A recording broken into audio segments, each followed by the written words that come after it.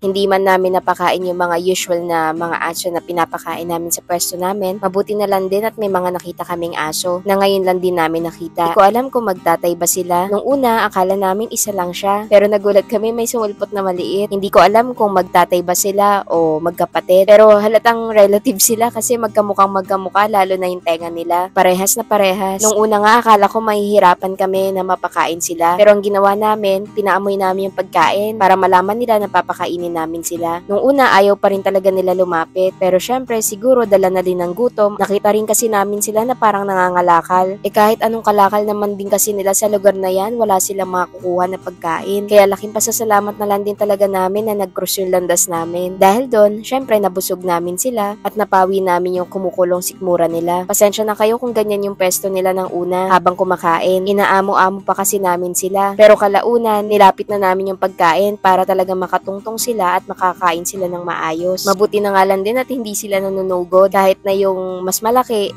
tumatahol kapag nire-refillan yung pagkain. Nagiging protective lang din siya sa sarili niya at sa kasama niya kaya siguro ganun siya. Binigyan din namin sila ng tubig pero yun nga lang hindi nila ininom. Pero iniwan na lang namin yung tubigan nila at nag-iwan pa kami ng yum-yum dog food ng araw na yan para kahit umalis kami meron pa sila makakain. Laking tuwa nga namin dahil kahit walang kanin kinain nila yung yum-yum dog food at ganadong-ganado sila. Bali, ayan nga pala yung mga hinanda namin nung araw na yan. Ako nga pala yung naghimay niyan at nag-prepare ng pagkain nila. Ayan yung mga buto, hiniwalay na namin. At yan naman yung nilagang manok. Nagsaing lang din kami at yung kulay green na yan na nakikita nyo, yan po yung malunggay powder. Kapag wala kami nabiling gulay na pwedeng ihalo sa pagkain nila, ayan talaga yung pinaka nilalagay namin. At syempre, hinaluan namin ng yum-yum dog food. Bukod sa pamparami ito, unti-unti namin sinasana yung mga stray na matuto din kumain ng dog food. Dahil nga, hindi naman sa lahat ng oras makakabili kami ng kanin at ng manok. At syempre, marami tong magandang health benefits para sa kanila. At ayang mga sinasalo ko nga sa kada plastic yung mga iniiwan namin na extrang dog food para dun sa mga strays na pinapakain namin. Na iniiwan lang namin doon sa mga caretaker na malapit doon sa pwesto nila. At syempre, para sila ang magpapakain sa mga panahon na wala kami. Tingnan nyo to si Kali, tuwing ganyan yung eksena namin,